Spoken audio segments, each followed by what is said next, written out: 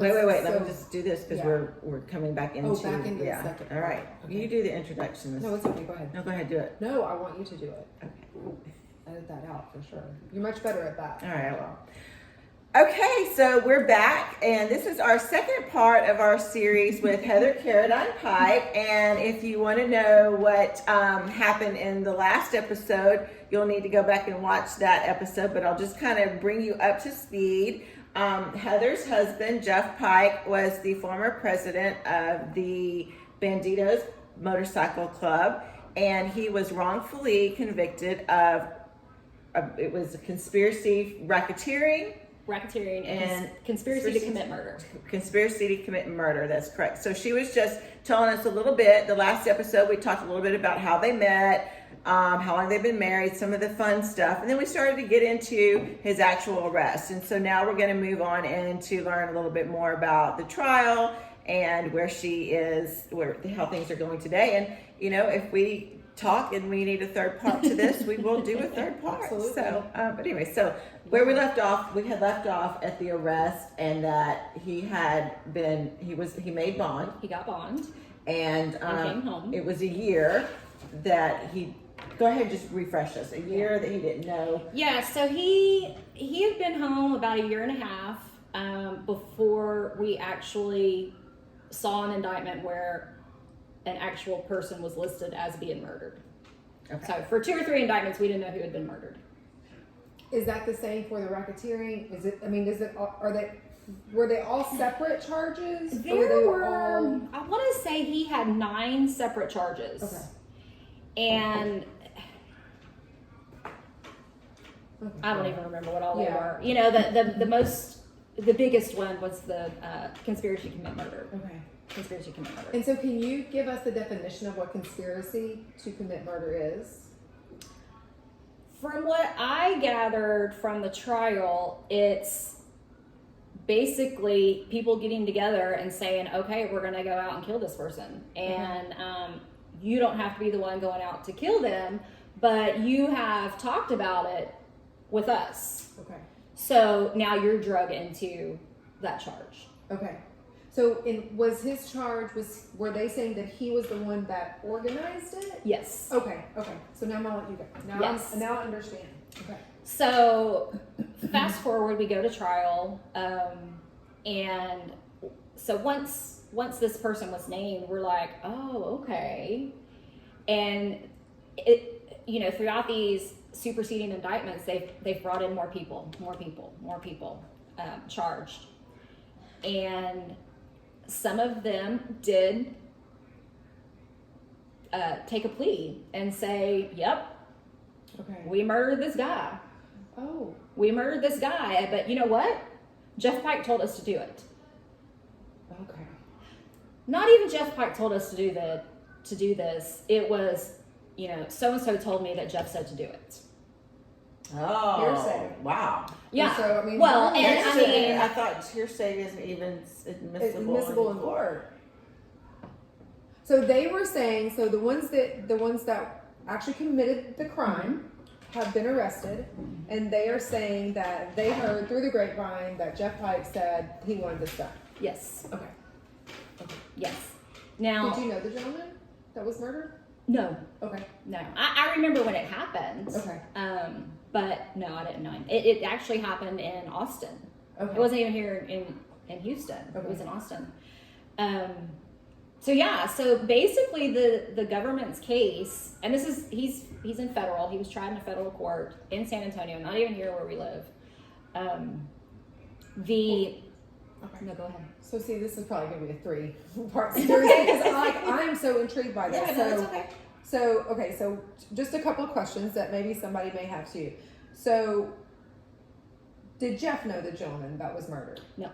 Okay. So, and it was committed in Austin, Yes. and they tried him in San Antonio.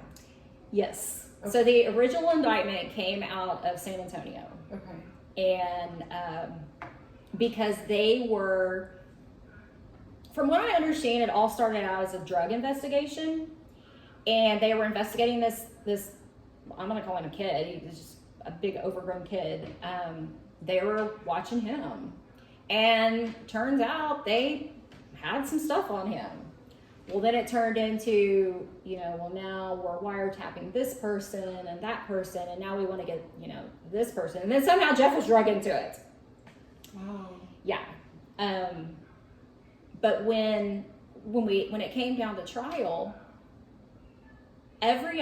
literally every other witness was either a DEA agent or an FBI agent, the same two guys. They would come up and... But they called them up more than one time? Multiple Because I don't know how this multiple works. times. Okay. Like, they would play a wiretap, and they would bring in a DEA agent to interpret it. Well, what are they saying? Oh, well, based on my hundreds of hours of listening to wiretaps, they mean, go out and kill someone. Wait, so like, assuming Whoa. they were talking in code? Oh, yeah. Okay. Because that's what gangs do, according to the government, is they talk I'm in code. sorry, I'm only laughing because it just sounds ridiculous. So no one, Yeah. they never heard go kill someone. They're just No. saying that this is Yeah, code. that was my question too. So Okay. they never heard anybody say, you need to go kill this person because Jeff Pike said you need to go kill this person. No. And was the gentleman that was murdered, was he in the club? So he was the theory is he was trying to start a chapter of the Hells Angels in Austin. Now, rewind back to club life. Hells Angels, they're another very large, yeah, that's what everybody thinks of when you think Right. of outlaw motorcycle clubs. They're not in Texas. Oh, Um, interesting. They have their own states. There are some states where multiple clubs share the state, where they've got chapters in those states. There's no Bandidos in California, and there's no Hells Angels in Texas. And it's just always been like that. It's just always been Okay. like that. It's, y'all stay there, we'll stay here.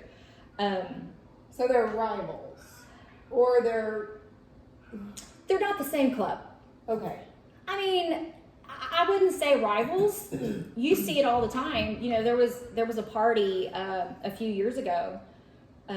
We called it Cinco de Drinko, for Cinco de Mayo, and there were a couple of Hells Angels at the party.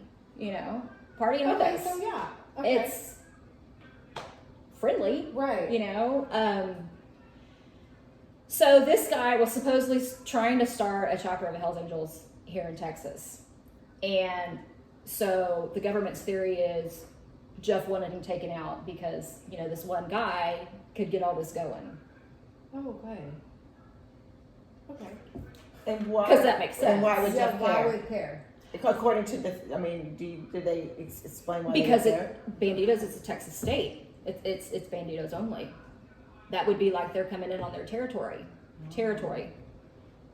Okay. It just seems very petty. Oh, it is. yeah. It seems very petty hearing it from that perspective because I'm removing my shoes because they're uncomfortable. Just letting you guys know. I just have to get up to get some more wine because And I didn't get you any when I got me you and didn't Heather get me some. any when My you shoes usually are got you comfortable. some. And you have to see Heather's shoes before the end of the show. Yes, they have to make an appearance for sure, without a doubt. Okay, no, that just seems to me. It just seems very Seems- petty amongst adult men that are Yeah. that are of all demographics. From Yeah. I mean, you've got doctors, lawyers, painters, electricians, and some people may not have a job. I mean, Right. but that just seems very petty to me. Well, but I that's mean, that's in a theory, That's the not by the club. That's the theory. That's the story that the government wants you Right. to believe. To believe. Right. I don't believe that. I just want to make sure I'm Yeah. saying that correctly. It just seems like it's just like it would be. I mean, because we stupid. have so much, Yeah. and not to take away from the gentleman that was murdered, because he was murdered, and that is a crime, 100%. Oh, it was horrible. It was a Yeah, horrible crime. we're not Horrible taking away crime. from that.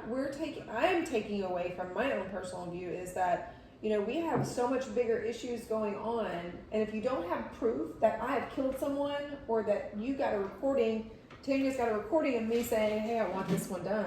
I mean, to me, it just is black and white. There should not be any gray. And I get that our justice system is very gray, 100%. Absolutely. Because they convict people all day long, every All the day, time. with no evidence whatsoever. So, I mean, and again, a jury of your peers, think that they would have. Right. that Theoretically. we have, theoretically, really not.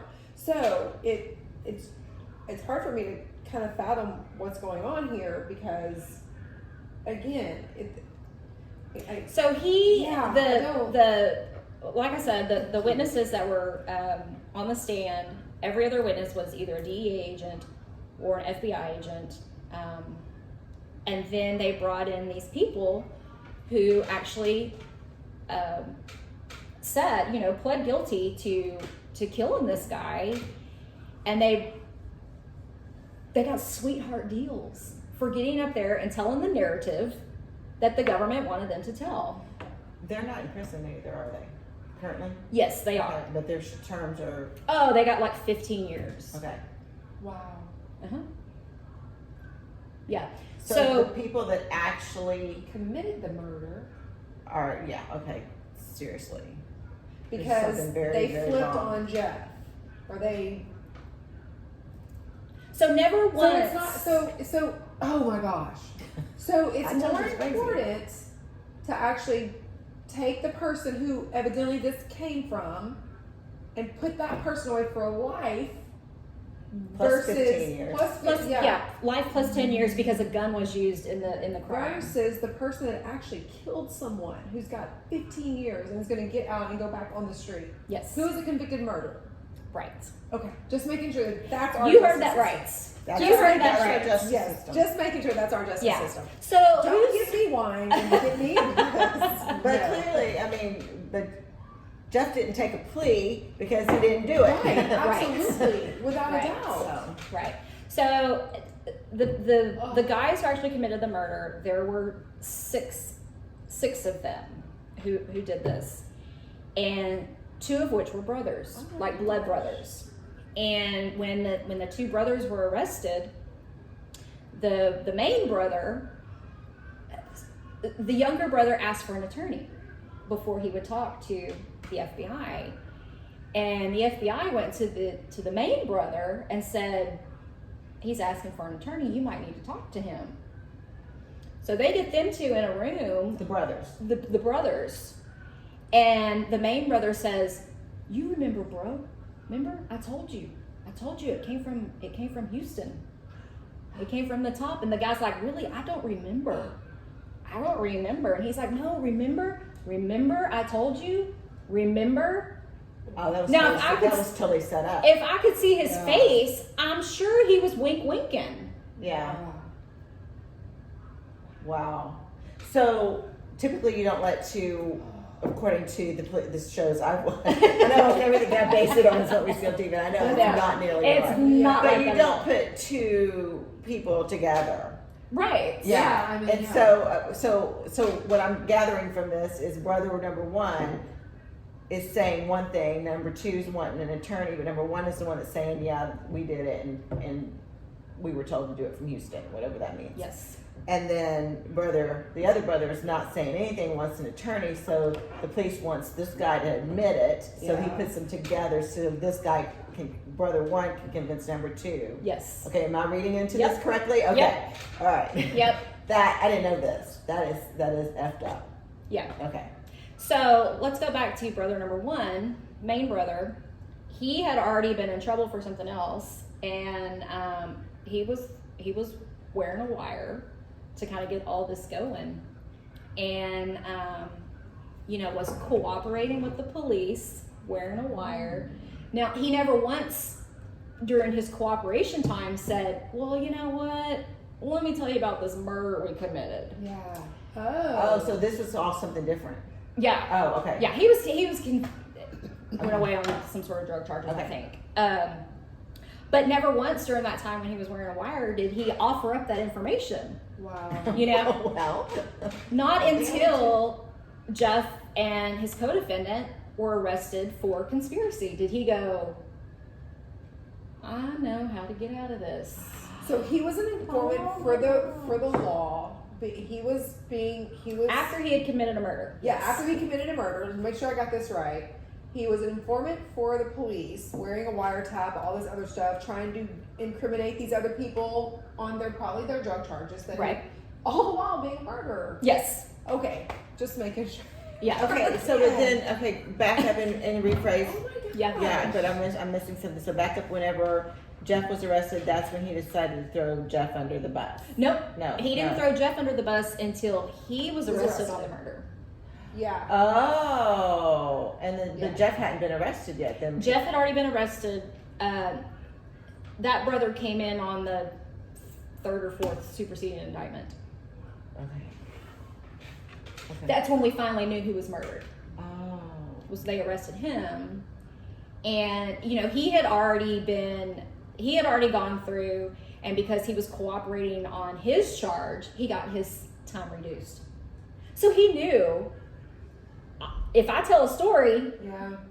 that someone will believe, Right. I can get my time reduced. Right. But So he Yeah. was incentivized to Yeah, of course. Yeah. to go Of along course. with their narrative, Of course. Wow. and the jury believed it. Wow. So part of the I have to tell you this. So part of the trial. So on the couple of days where they were doing jury selections, you know, Jeff was out on bond. He parked out in the parking lot, walked in with potential jurors. Everything was fine. Well, then when it came down to we've got a jury pool. Now these people are these defendants are such horrible, crazy murderers. We want y'all to come to an undisclosed location and we'll bus you in with security. But they'd already been walking in with Jeff They'd already been walking in with him. and talking to him, I'm sure. Gosh. Yeah. So if you're a juror and you're being bussed in from Yes. a secret location, you Yes. already have, A preconceived notion Yes. and a preconceived that person's guilty. yeah, So yeah, it is being played up by the government, The federal government. whoever is doing it. So it's being played up by them. absolutely. I mean, Absolutely. I'm still stuck. I mean, if he was I'm so still stuck on dangerous, something. why, you know, my point, to go back, they let, if Why he was was so he on dangerous, bond? why didn't it start in the Yeah. first place? And why is he out on bond? Yeah. He's that darn dangerous. I mean, Right. my God, he's a conspirator. Right. You know. He's got so much control Yeah. over these guys that he can Yeah. go, you know, go out and commit murder. Yeah, for sure. Kind of like, They're grown I mean- men. They're grown men. I mean, Yeah. they're grown men. oh my God. And I'm sorry. And I hope no families watch this because, like, I think I've done really well not spouting out the cuss word, especially for having a couple of glasses of wine. What a POS! I mean, it just goes to show you what the human psyche is when you're already messed up in something that, whether it be a drug deal or whatever, the person that committed the murder or the one of six that did it, like. Some people just don't have any, like, what makes them tick? You know, if you're an informant for the police department or the federal government or whatever, knowing full well you've killed a man, and then you're going to blame that on someone else. Mhm. I mean, like, I don't know. I think that's just, I can't wrap my head around that. I just really, truly cannot wrap my head around it. And clearly, I come from a business background, so everything is there's not a motive, but you don't do something without a cause and effect. And at the end, what's the end game? What's the end game? And of course, his end game was to get as much time shaved off being in the penitentiary that he could. But God, how can you put your head on your pillow at night knowing full well I know. you've lied? He does that's that. his character too. I mean, Yeah. I ask myself that every day. How in the world, how do you sleep at night? Yeah, How do you sleep at night? How does your family? I mean, I don't know. Oh, she left him. Oh, I'm sure she did. She left him. She's already remarried. I'm so. sure she did. So you guys go to trial. You do all that. It was about a 3-month trial in San Antonio. Thankfully, we had bought Tanya's parents' RV the year before, or the year before he was arrested. We had bought their RV, so we loaded up the RV and got a month by month place, and we lived in our RV. Yeah. So I mean that part worked out good. yeah. Oh, It's not really what you bought the RV It's for. not what we bought the RV. There's a. Did you read the article that was in Texas Monthly? I did, but it's been okay. I don't remember when you were 13, and I don't remember when I was older. So I know I remember reading the article, but yeah, he's had a couple of articles in Texas Monthly, and the one that Skip Hollingsworth published right after Jeff was convicted. He interviewed our attorney, and the attorney said, while I was talking with Jeff after the conviction, he said, I might cry on this one. He said, we're here in our RV. I'm just worried about Heather getting home safely. I'm just worried about Heather getting home safely. I do remember that. Yeah. So I went back to the RV, unplugged everything, and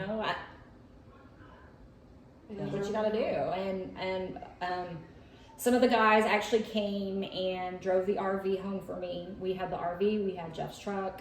My parents were there. So my parents drove me home, me and the dogs home. And some of the guys drove the RV and the truck home and got it parked. So. Dang.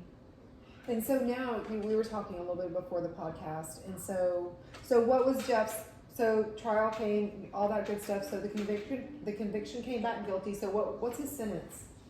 So he was found guilty by a jury of his peers. So we like to say, his charge has a mandatory life sentence. And why does it have a mandatory life sentence? I don't know. I don't know enough about, I'm like armchair lawyer sometimes. But we kept thinking, okay, this judge has been great. He's gonna see through what the jury saw through, and maybe he'll give him 5 years or whatever. But it was a mandatory sentence. It was, this is what the charge is, and this is what the punishment for this charge. No matter what. That going in. Or no? I think we knew it going in. I don't think it registered to me going in. Because he's not guilty. Because he's not guilty. And you didn't think that the jury of his peers would find him guilty. Right. Okay. Right. And I sat there for the 3 months listening to, the DEA's interpretation. Do you know that the DEA's interpretation of LOL is sarcasm? It's not just laughing out loud. I find that funny. It means sarcasm. Oh. This was the kind of testimony that the DEA agent presented. Wow. And that taking care of business, Elvis, means anywhere from, hitting a guy to committing murder. So there's a lot of code. They were throwing in a lot of code words. Yeah, and they're the DEA's interpretation of the code. That's what I mean. Yeah. Wow. So because this is so super sad. So where's Jeff now? So around Christmas of last year, of 2018, they shipped him to a maximum security facility. I know. And I mean, if you met this man, yeah, if you met him, your mind would just be blown even more. Yeah. Like I have, the Facebook memories. Thank God for Facebook memories.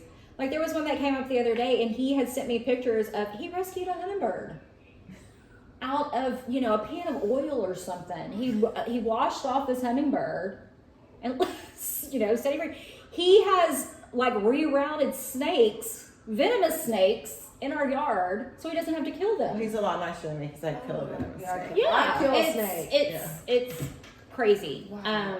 So what happens and this may happen in state too. I just know federal now. You're on a point system, and so you get points for different things, and the amount of points that you have, that's where they decide where to send you. So in federal prison, they've got maximum security. Well, they've got the really bad one where the Unabomber is and all that, and then they've got maximum security prisons, and then they've got medium, and they have low, and then they have camps. So his points got him in a maximum security prison. So he is now about 85 miles northeast of LA in California. Now the points are based on the conviction and the okay. Yes. Right. Yeah. So you're supposed to get, I thought he was supposed to get credits for criminal history, which, Yeah. you know, his criminal history was he stole electricity from HL&P in the 80s Yeah. and paid it back, you know. So, I mean, that's his criminal history. Right. Your point systems are, you know, supposed to be based on your criminal history, the crime that you have been committed of now, age, family, life, background, education. And I think his points ended up being like 43, which in order to go to maximum security, you have to have 25 points. So he's at 43. Oh my gosh. Oh, wow. This is hard. He Yeah. just didn't get a break. No. I mean, he just didn't get a break. From what I hear, the facility that he's at is okay. Yeah. It's okay. So Like, you've not been since he's been transferred to California? I have been. Okay. I try to go. I try to Okay. visit every 3 weeks. Sometimes you go, they don't let visitors. Right. Which- So I have flown out there and have been denied visitation because they've gone on, you know, lockdown right as I get there. Or there was another time I got there and they do random tests. They have this machine and they'll run a piece of yeah, cotton remember over this. your hands and they put it in this machine and it's supposed to detect minute amounts of drugs. So if it pops, you know, that you're positive, they won't let you in. And I did. Which, let's clarify, she's not a drug user. No, I'm like, I haven't touched drugs since. She likes her wine. Yeah. But you fly out there. Oh my You get in a rental You're car. touching money. You go to a hotel. Yeah. You're touching money. Oh. So now I travel with Lysol wipes. Oh, good for you. And I wipe down. When I travel, I'm probably the cleanest person you will ever meet. Now, you know, I wipe down the car. These cars have never been as clean as they are when I get out of them. Wow. I wipe down my ID. I wipe down my body. Like, I'm not going back in there, and because, you know, if you keep popping for narcotics, They're not going to let you in. they're not going to let you. Yeah. They'll take away, like, you're Yeah. banned for 48 hours, then you're banned for 30 days, and then Yeah. you're banned for a year. Yeah. So how is it when you? Oh my God. No, I could not survive half of this. We're almost 30 minutes in. Are you kidding me I'm not. again? I'm not. So what is the appeal? Or is there an appeal? Can Yes. you appeal? What status are you in now? I got Yes. 2 questions. So the appeal, and then where is Jeff now? How is he feeling? What is he thinking? What is he? I mean, where So is he we're at? going to come back to that in part 3. Dadgummit, Who Taylor. knew I could go on for so long?